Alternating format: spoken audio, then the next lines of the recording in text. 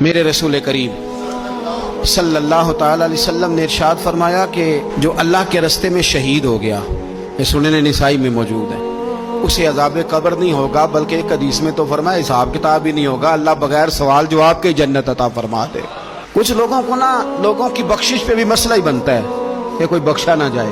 اور ایک صاحب کہہ رہے تھے جی یہ کیا معاملہ ہے کہ جمعے کو بندہ مر گیا یا فلانا ہو گیا تو اس سے حساب کتاب نہیں ہوگا، اتنے بڑے جرم لوگوں نے کہ اتنے پاپ، اور جمعے کو مر گیا تو بخشا جائے گا۔ تو میں نے کہا جرموں کا بھی اسے حساب اللہ لے لے گا، لیکن میاں حساب کتاب کی ڈیوٹی نہ اللہ کی ہے تو بہتر یہ ہے کہ اسی کے ہاتھ میں رہے، تو نہ اپنے ہاتھ میں لینے کی کوشش کر۔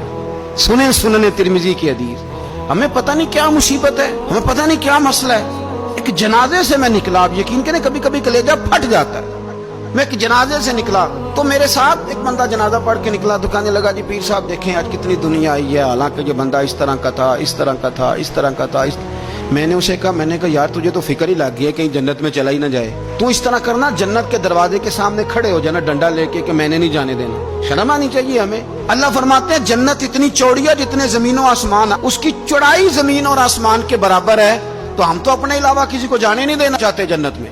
اور بس کریں، جنت خدا کا فضل ہے، اور اللہ فرماتے ہیں میرا فضل میں جسے چاہتا ہوں عطا کرتا ہوں۔ یہ سنن ترمذی کی حدیث، اور اس کے راوی حضرت عبداللہ ابن عمر رضی اللہ تعالیٰ عنہ، نبی پاک علیہ السلام نے فرمایا جو مسلمان جمعے کے دن یا جمعے کی رات کو فوت ہو اس کو اللہ تعالیٰ قبر کی آزمائش سے محفوظ رکھتا ہے۔ جو جمعے کی رات فوت ہو جائے یا جمعے والے، یعنی جمعے رات اور جمعے کی درمیانی رات چلا جائے یا جمعے والے، تو اللہ اسے عذاب قبر سے، تو میرے عزیز جو بندہ شہید ہو اس سے عذاب قبر نہیں ہوتا، جو آدمی جمعے کے دن یا جمعے کی رات چلا جائے اسے بھی عذاب قبر نہیں ہوتا۔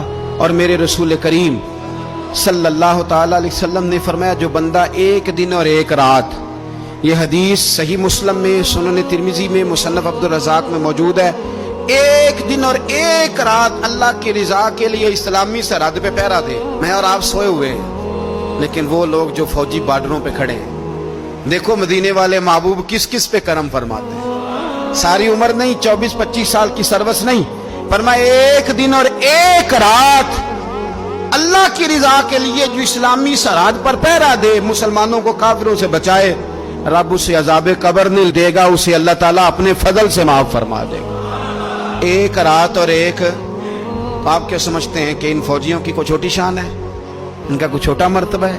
ایک دن اور ایک رات اگر یہ پہرا دیں تو اللہ انہیں اتنا انعام عطا کرتا ہے۔ اسی طرح سن لو، یہ ذرا غور سے سننا، ابن ماجہ کی حدیث، اور اس کے علاوہ مسند ابو یعلا میں موجود حدیث کے راوی حضرت ابو ہریرہ رضی اللہ تعالی عنہ، حضور صلی اللہ تعالی علیہ وسلم نے فرمایا جو شخص بیماری سے فوت ہوا، قربان جاؤں میرے محبوب نے بیماری کا نام ہی نہیں لیا، فرمایا کوئی بھی بیماری ہو، فرمایا جو آدمی بیماری سے فوت ہوا اللہ اسے شہادت کی موت عطا فرمائے گا، اور وہ عذاب قبر سے اور قبر کے امتحان سے بھی محفوظ رہے گا، اور حضور فرماتے ہیں اس کو صبح اور شام جنت کے باغوں میں سے رزق دیا جائے گا۔ جو کسی بھی بیماری سے مرا، یہ لوگ بیماری سے مر رہے ہیں تو لوگوں نے اچھوت سمجھ رہے ہیں، اچھوت، یہ اچھوت نہیں ہے، اس لیے کہ لوارث نہیں، یہ خدا رسول کے ماننے والے ہیں، تم انہیں اچھوت کہہ رہے ہو، اور مدینے والے رسول انہیں شہید فرما رہے ہیں۔ حضور نے فرمایا جو بیماری سے مرے شہید ہے، وہ قبر کے عذاب سے محفوظ رہے گا اور جنت کے باغوں میں سے اللہ رزق دے گا۔ لوگ کہتے ہیں دیکھو جی بڑا تانگ ہو کے دنیا سے گیا ہے، تو اس بندے کو بھی عذاب قبر نہیں ہوتا۔ اسی طرح جو بندہ سورہ ملک پڑھتا ہے، سنن ترمذی میں حضرت ابن عباس سے روایت ہے کہ حضور صلی اللہ علیہ وسلم کے ایک صحابی نے ایک جگہ خیمہ لگایا تو وہاں سورہ ملک پڑھنے کی آواز آتی تھی، کوئی بندہ پڑھنے والا نظر نہیں آتا تھا۔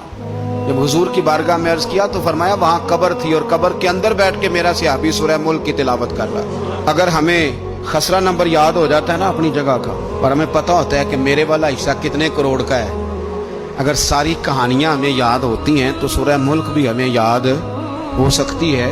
موبائل پہ اس کو ریکارڈ کر لیں، پھر اس کو سنیں کبھی بھی سورہ ملک میں۔ اور ہمارے سلسلہ عالیہ میں تو سورہ ملک وظیفہ ہے، ہمارے الوظیفۃ الکریمہ میں اعلیٰ حضرت نے لکھا ہے کہ رات کو سورہ ملک اور سورہ یاسین کے بغیر سونا نہیں۔ سورہ ملک اتنی شاندار سورت ہے کہ نبی پاک صلی اللہ علیہ وسلم نے فرمایا یہ قیامت کے دن اللہ کی بارگاہ میں ناز سے جھگڑا کرے گی اور کہے گی اے اللہ یا تو میرے پڑھنے والے کو جنت عطا فرما یا مجھے قرآن پاک سے علیحدہ کر دے۔